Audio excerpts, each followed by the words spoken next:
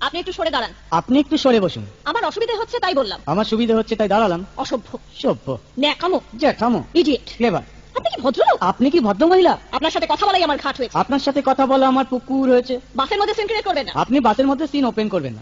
দেখতে তো একেবারে ভিলে।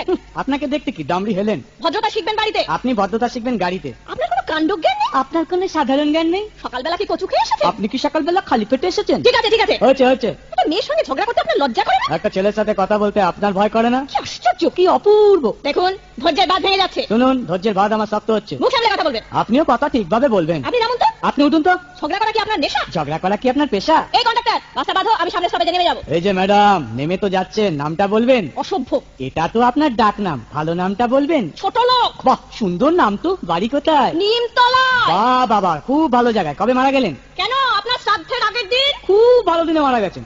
পায়ে জুতো দেখেছে? কোন কোম্পানি? কত দিয়ে কিনেছেন?